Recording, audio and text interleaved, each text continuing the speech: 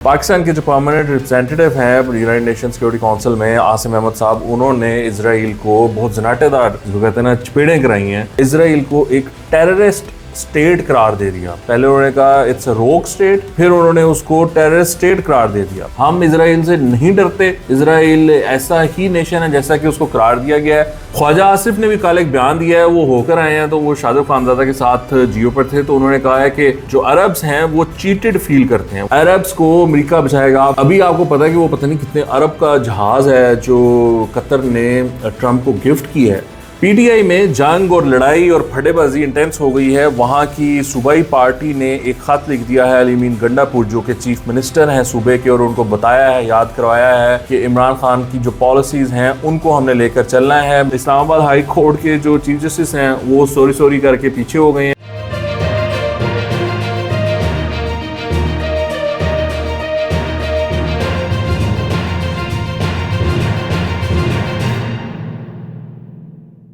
अस्सलाम वालेकुम, मेरा नाम है वकास इब्राना। मुझे देख पा रहे हैं मेरे यूट्यूब चैनल पर, प्लीज़ चैनल को सब्सक्राइब कर लें और बेल आइकन को भी दबा लें। पाकिस्तान के जो परमानेंट रिप्रेजेंटेटिव हैं यूनाइटेड नेशन सिक्योरिटी काउंसिल में आसिम अहमद साहब, उन्होंने इजराइल को बहुत जनाटेदार जिसको कहते हैं ना चपेड़ें कराई हैं। पहले तो उन्होंने अपना बयान जारी किया, उसके बाद इजराइल ने कुछ बातें की और उसमें उन्होंने पाकिस्तान के बारे में बात की। फिर उन्होंने कहा जी जो प्रेसिडेंट हैं यूनाइटेड नेशन सिक्योरिटी काउंसिल के, उनसे कहा कि मैं दोबारा बात करना चाहता हूँ। उन्होंने फिर दोबारा बात की और फिर उन्होंने उसमें इजराइल को एक टेररिस्ट स्टेट करार दे दिया। पहले उन्होंने कहा इट्स अ रोग स्टेट, फिर उन्होंने उसको टेररिस्ट स्टेट करार दे दिया। और वो जो इजराइल का वहाँ पर रिप्रेजेंटेटिव बैठा हुआ था वो मुंह देख रहा था कि क्या बात हो रही है, और जो कि वहाँ पर रेजोल्यूशन भी पास हुई उसको सब ने पास किया, यानी कि अमेरिका ने भी उसका साथ दिया। आसिम अहमद साहब ने बयान किया कि ये वो स्टेट है जो कभी भी यूनाइटेड नेशन सिक्योरिटी काउंसिल की कोई भी बात को नहीं मानती। उन्होंने कहा हम इस इशू पर बार बार मिलते हैं, घंटों हमने इस पर स्पेंड किए हैं, हम डिस्कशन करते हैं, यहाँ आते हैं, बैठते हैं, रेजोल्यूशन पास करते हैं, और ये एक ऐसी रोक स्टेट है जो कि किसी की सुनने को तैयार नहीं। उन्होंने कहा अपने दोस्तों की सुनने को तैयार नहीं, जो अगर उनका कोई दोस्त बाकी रह गया है तो उसकी भी सुनने को तैयार नहीं। और उन्होंने कहा कि पाकिस्तान के बारे में फजूल बातें ना करें, आप ऐसे फॉल्स एनालॉजी ना ड्रॉ करें।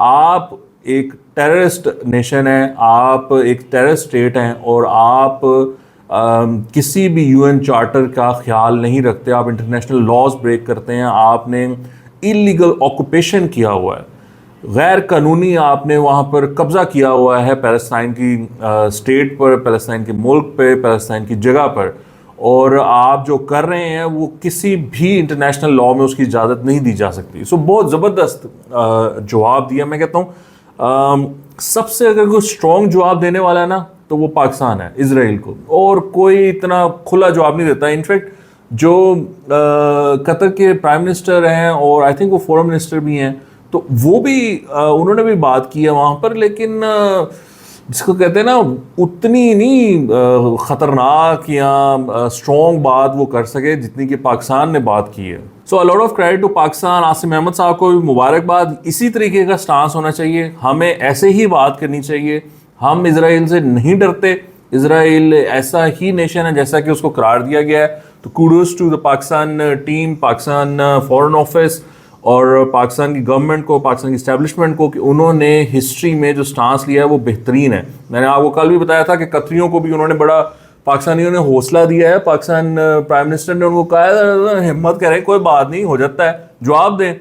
तो वो बहरहाल अब कतरी क्या करते हैं वो तो खैर उनका है ना, वो किस तरह जवाब देते हैं, तो इस पे तो अब हम फोर्स तो नहीं कर सकते किसी चीज़ को। ख्वाजा आसिफ ने भी कल एक बयान दिया है, वो होकर आए हैं, तो वो शादिब खानजादा के साथ जियो पर थे, तो उन्होंने कहा है कि जो अरब्स हैं वो चीटेड फील करते हैं, वो समझते हैं कि उनके साथ ज़्यादती हुई है, उनके साथ चीटिंग हुई है, क्योंकि अमेरिका सारी कहानी ये थी कि अमेरिका उनको बचाएगा, अरब्स को अमेरिका बचाएगा। आपको पता है अरब्स ने मतलब बिलियंस ऑफ डॉलर्स जो हैं वो पार्क किए हुए हैं अमेरिका में, अमेरिकन फाइनेंशियल सिस्टम में, कंपनीज में इन्वेस्टमेंट्स की हुई हैं मैसिव। अगर ये अरब्स अपना पैसा खींच लें तो अमेरिका को बड़ा झटका लगेगा।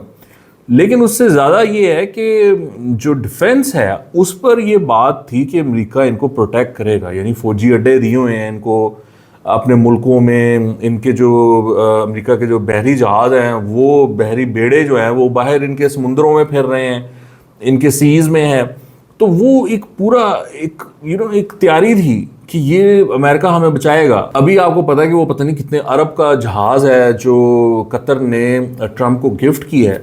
سو مطلب اتنا کچھ کرنے کے بعد اگر وہ ملک آپ کو بچا ہی نہیں سکتا تو پھر آپ ظاہری بات ہے پھر آپ دیکھو گے تو صحیح نا ادھر ادھر، پھر آپ چائنا کی طرف دیکھو گے، پھر آپ رشیا کی طرف دیکھو گے کہ کیا وہ ایسے ملک ہیں جو ہمیں پروٹیکٹ کر سکتے ہیں. بہرحال میں نے تو آپ کو پتا ہے کل یہ سارا بیان کیا تھا کہ پروٹیکٹ اپنے آپ کو خود ہی کرنا پڑتا ہے. یہ جو عرب ملکوں کی ڈپینڈنسی ہے نا کہ کوئی اور ہمیں ڈیفینڈ کرے گا، وہ بڑی ان کی غلط سوچ ہے. ان کو اپنے اندر وہ چیز ڈیولپ کرنی چاہیے کہ کوئی بھی ان پہ حملہ نہ کر سکے. بہرحال جی سچویشن بڑی کمپلیکیٹڈ ہے اور وہ اس پہ بڑی بات ہو سکتی ہے. خواجہ آصف نے یہ کہا ہے کہ دے فیل چیٹڈ، اور منڈے کو ان لوگوں نے ایک وہ رکھی ہوئی ہے گیدرنگ، اس میں تمام اسلامی ملک آ رہے ہیں. آئی تھنک سیٹرڈے یا سنڈے کو شاید وزرائے خارجہ آ رہے ہیں، اور پھر منڈے کو ہیڈز آف اسٹیٹس ہیں وہ لوگ آ رہے ہیں.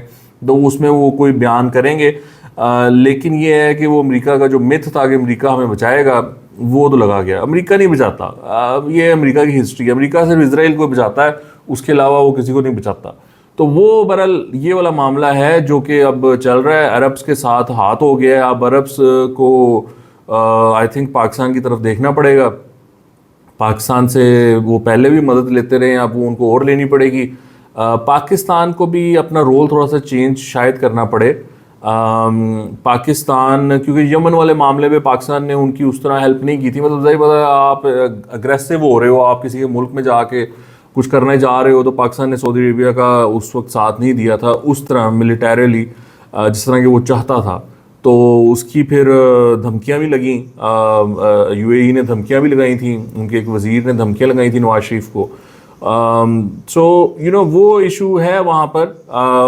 اب پاکستان کیا کر سکتا ہے، کس حد تک کر سکتا ہے، یہ آئی تھنک ان لوگوں کو آپس میں بیٹھ کے ڈیسائیڈ کرنا ہوگا. پی ٹی آئی میں جنگ اور لڑائی اور پھڈے بازی انٹینس ہو گئی ہے. وہاں کی صوبائی پارٹی نے ایک خط لکھ دیا ہے علی امین گنڈا پور جو کہ چیف منسٹر ہیں صوبے کے، اور ان کو بتایا ہے، یاد کروایا ہے کہ عمران خان کی جو پالیسیز ہیں ان کو ہم نے لے کر چلنا ہے. میں آپ کو وہ پڑھ کے سنا دیتا ہوں. انہوں نے پہلے تو کہا ہے کہ جی ڈرون حملے ختم کیے جائیں، اور ضم شدہ اضلاع میں یہ کام نہیں ہونا چاہیے، آپریشن اور ڈرون حملے بند ہوں. ساتھ انہوں نے کہہ دیا ہے جی کہ 9 مئی کے بعد تمام سیاسی بنیادوں پہ بنائے گئے جھوٹے مقدمہ ختم کیے جائیں، افسران کو سزا دی جائے اور وہ اس طرح کے معاملات. اور پھر انہوں نے کہا ہے عمران خان کے معدنی وسائل سے متعلق موقف پر عمل کیا جائے، وہ خیبر پختونخوا کو اعتماد میں لیا جائے وغیرہ وغیرہ وغیرہ. کالا باغ ڈیم کو قطعی طور پہ مسترد کیا جائے. اور اگلا پوائنٹ ہے جی عمران خان کی ہدایت کے مطابق بلین ٹری پروگرام کو وسعت دی جائے. آخر میں اجلاس قرار دیتا ہے کہ اگر وفاقی حکومت آپریشن یا یک طرفہ معاہدوں پر اصرار کرتی ہے تو صوبائی حکومت کو سرپرست اعلیٰ کی ہدایت کے مطابق اپنا تعاون واپس لے کر خیبر پختونخوا کے عوام کے ساتھ ڈٹ کر کھڑا ہونا ہوگا. او بھائی وہ تعاون ایسے کون سا کر رہے ہیں جو انہوں نے واپس لینا. بہرحال جی یہ ڈیمانڈس کر لی گئی ہیں علی امین گنڈا پور سے. صوبائی جو پارٹی ہے اس کی طرف سے آپ کو پتہ ہے کہ یہ والا معاملہ اب وہاں پر چل رہا ہے، اور لڑائی ہوئی ہے بیسیکلی ورکرز کی علی امین گنڈا پور کی، پارٹی کی علی امین گنڈا پور کی، عمران خان کی علی امین گنڈا پور کی. اس طرح کا معاملہ چل رہا ہے، کڑمس مچا ہوا ہے. اس میں سے میک سینس کرنا کہ یہ کیا چاہتے ہیں، کیا معاملات ہیں، بڑا مشکل کام ہے جی.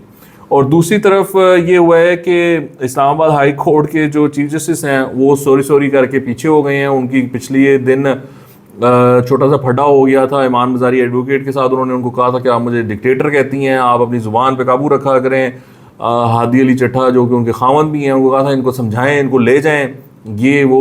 اور ایمان مزاری نے کہا تھا کہ آپ کر لیں، آپ میرے پہ لگا دیں کنٹیمپٹ، اگر وکلا کو دھمکایا جائے گا کنٹیمپٹ سے تو آپ یہ بھی شوق پورا کر لیں.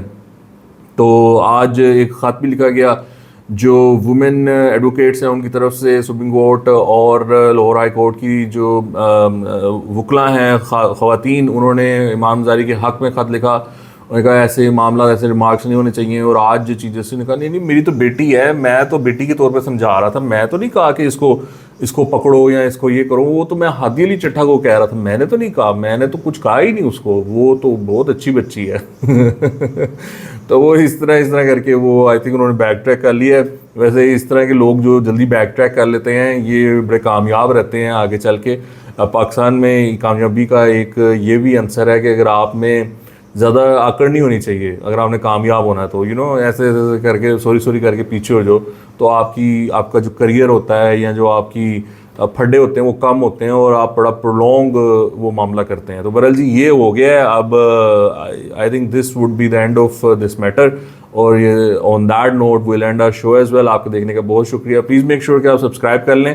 اگر آپ اینڈ تک دیکھ رہے ہیں تو یہ تو بڑی اچھی بات ہے، تو آپ سبسکرائب کر کے جائیے گا. خدا حافظ.